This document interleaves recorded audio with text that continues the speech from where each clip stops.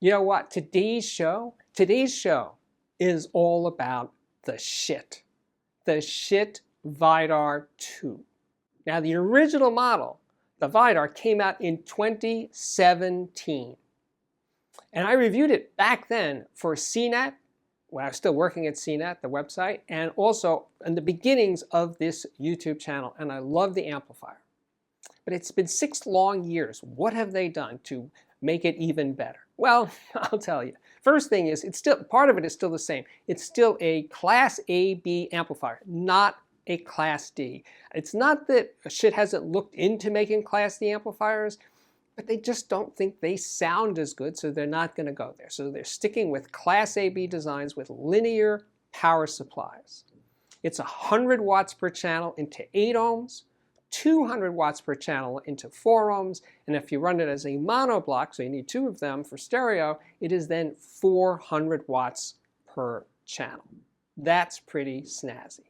So, okay, so how is the 2 better, or different at least, than the original?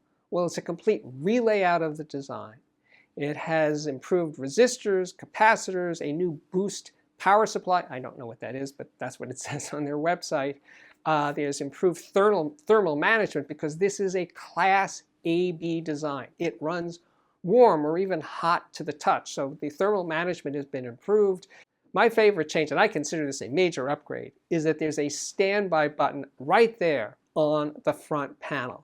Where on the original model there was no standby button, there was a power switch, but it was on the back of the amplifier. So you had to do a reach around to turn it on or off. And possibly even, well, it's hot, so you had to reach around the hot metal, turn it on or off. Now, no problem, it's right there in the front where it should have been all along. So the Vidar 2 comes in 2 finishes these days, in black, like a matte black finish, really classy, and that one is $799. And the silver one that I have here, my sample, is $849. The warranty runs to 5 years, and Schiit makes all of its products in the USA, actually in California and in Texas.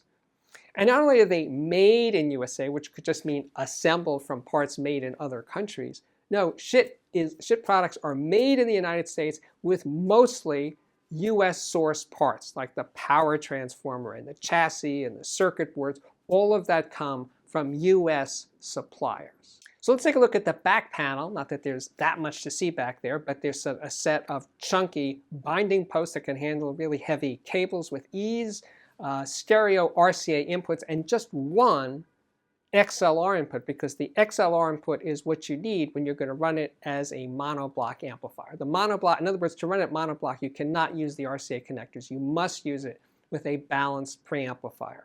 That's the way it works. And here are the complete specifications for the Schiit Vidar 2. I got to say, I was really excited about doing this review, but I felt it was imperative that I compare an original Vidar to the Vidar 2 to see if it actually sounded better. And I also had on hand a Schiit Aegir power amplifier, which looks identical really, except it's a 20 watt per channel high bias continuity design. It's almost like a Class A amplifier. So I had that on hand to compare against the Vidar 2.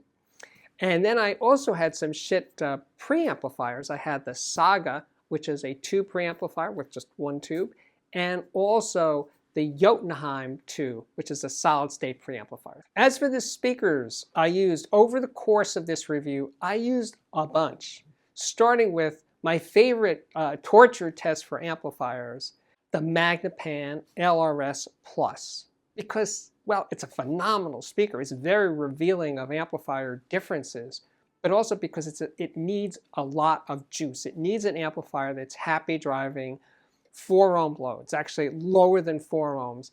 If it can do that, then this speaker just gets up and dances. And the Vidar 2, to tip my hand, absolutely could do that. So I compared that with the original Vidar over the LRS Plus. But I also used the KEF LS50 Meta stand mount speakers, great combination. And then I also had a set of Vandersteens, big floor standing speakers, the 2CE Signature 3 in for review. And I gotta tell you, this speaker is freaking amazing. I love this speaker. It's been in production since 1977. It looks just like it did then, except this is the 8th revision of this design, and it is a honey. And I also used this new Buchardt speaker, the P300 stand mount, and one more tower, the Dirty Weekend, the Zoo Dirty Weekend 6, the DW6. I had a bunch of amplifiers, a bunch of electronics, and I wanted to just juggle them and see what I got. And yes, there will be an Audiophiliac viewer system of the day later on in today's show. My very first hookup, speaker hookup, was the Magnepan LRS Plus to the Vidar 2. And right away, I knew we were onto something really good here. Really good. And this was with the Jotunheim 2 as a preamplifier and the Schiit Bifrost DAC. And the sound was just so complete. You know, the LRS Plus can sound a bit lean and dynamically uptight. Not here. The sound was surprisingly full. Now, I'm not saying it sounded like I had a subwoofer in the system. No, it didn't sound like that. But I didn't feel like I was itching to hook up a sub because it was just complete as it was. So yeah, I was rocking out a bit with Neil Young with his album Comes a Time, which I guess is considered middle period Neil at this point. Or maybe even still early because he's had such a long career. You know, there's something about the way this speaker can just float the sound in a room. When everything is just right, you have it 3 or 4 feet away from the wall, you're not sitting near a wall, with the right electronics and really good recording like Brian Eno's Music for Airports, or actually the Bang on a Can version of Music for Airports. I correct myself. Great, just great recording. And it did that thing where the sound didn't seem connected to the speakers. It was just out there filling the room. Really, really amazing. And the Vidar 2 was just, yeah, a $799 amplifier that has enough current, enough juice, and just plain old sound quality to do these speakers proud. We were on to a really good start. So at this point, I wanted to compare the original Vidar to the Vidar 2, and the speakers were going to be the KEF LS50 Metas. And for the music, I wanted to pick something a little bit out there, so I went with the score, the music score for the film Birdman, which is one of my favorite movies of this century. I just love that film.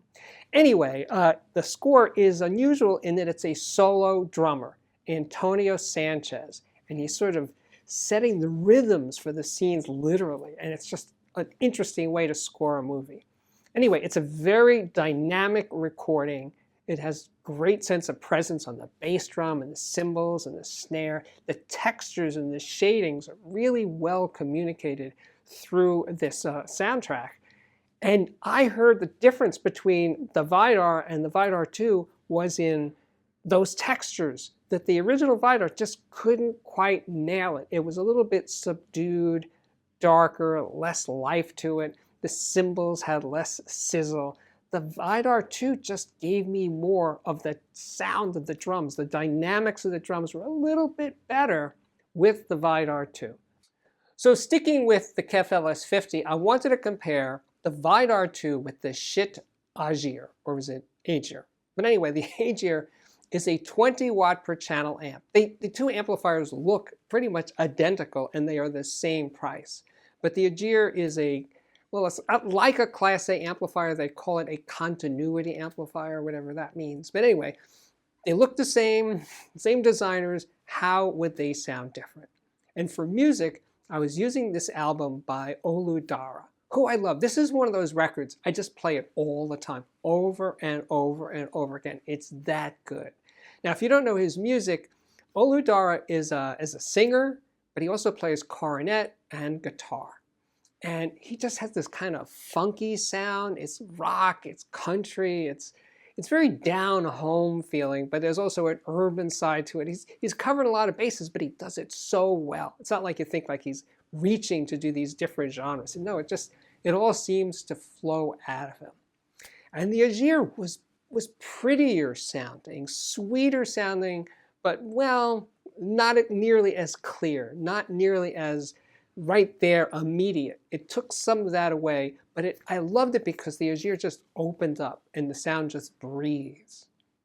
It's more analog. Maybe that's a way of putting it. That's a bit of a cliche, but I'm stretching here to describe the differences. They both sound good, but the Vidar 2 is clearer and more transparent, and the Aegir is a bit more laid back and softer.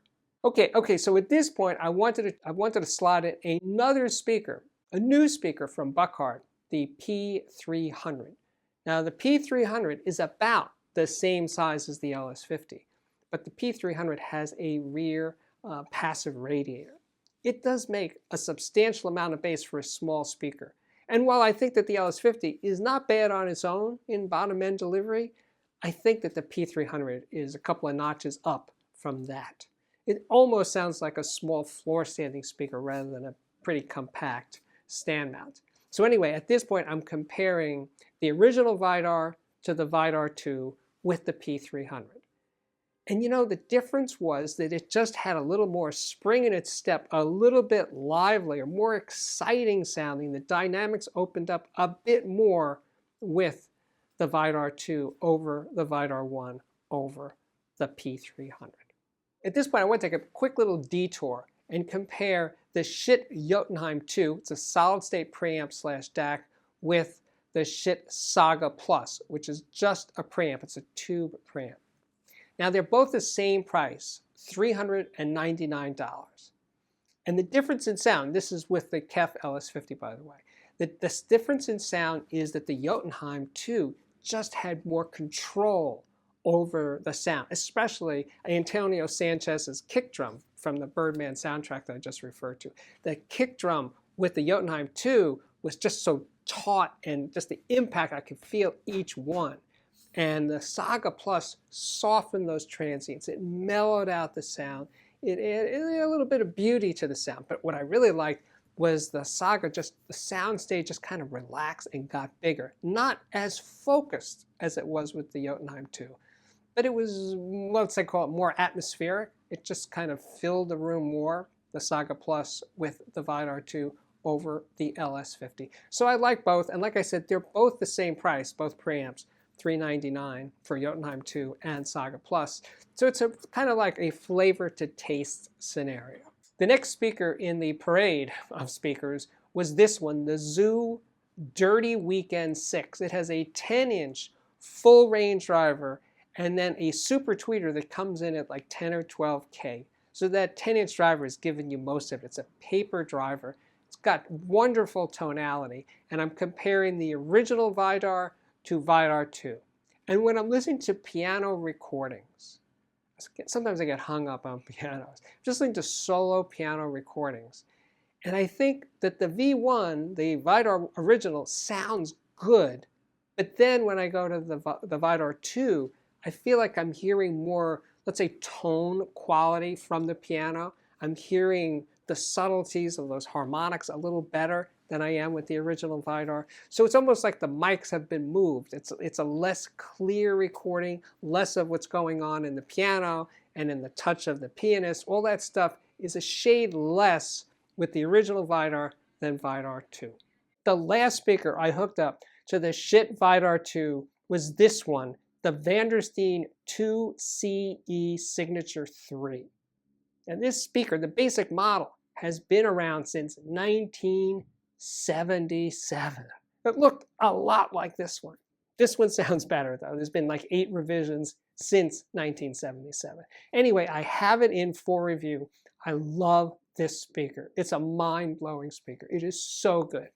So anyway, it's a very high resolution speaker, big on transparency.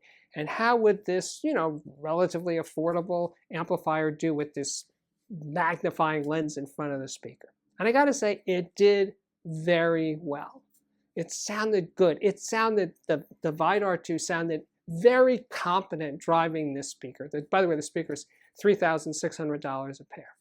And I had no complaints. In other words, what I'm saying here over the course of this review is that this amplifier can drive pretty much anything that you would be likely to use with it. That's the point here, right? It's happy driving everything. It's a good, solid design. It's powerful sounding, it's dynamic, it has nice frequency balance, it images really well. I have no complaints. And that, I guess, is my... So Steve, what do you really think? I just did it. And now it is time for the Audiophiliac viewer system of the day. Hey, these amazing pictures come to us from Luigi. He lives in Italy. He's 60 years old, and he has been an audiophile for almost 45 years. This is quite the system. He has two turntables. First one is a VPI HRX with two tone arms, a JMW 12.7, and an Audiophon RS309D. The second turntable, now I have never seen this before. It is beautiful. It's a Torquio, I'm sure I'm mispronouncing it, T34 exclusive compact turntable with an Akita IT407 tone arm and an Akita 9TT cartridge. He has more cartridges, an Audiophon SPU Meister Silver Mark II, a Soundsmith Zephyr, Hanna ML, and a Vertier MM Saber. The phono preamp is a GM Phono V 3.0. The step-up is a Music First Audio V2. And then there's an esoteric K01XS, which is an SACD CD player. Preamplifier for the system is a Viola Cadenza, and the power amp is a Viola Symphony. And then check out those speakers, TAD Reference 1 Mark II. Nice going, Luigi. We are back. My name is Steve Guttenberg, and I am the Audiophiliac, except no substitutes. This is the real deal, the real Steve Guttenberg. Anyway, if you like what I'm doing here on the channel, if you like these reviews, the interviews that I've been doing, the music recommendations, the Audiophiliac viewer systems of the day, please consider joining my Patreon. To do so is really easy. The address is on the screen right now. Beyond that, you could just subscribe to this channel, and I would very much appreciate that. And if you like any given episode, please remember to hit the like button. The YouTube algorithm, that's an important thing to the algorithm, and I'm here to please, not just you guys, but also the algorithm. I'm kidding. So I think that's it. I think we're good. My work here is at last complete. Thank you again for watching, and I hope to see you back here again very, very soon. Bye-bye.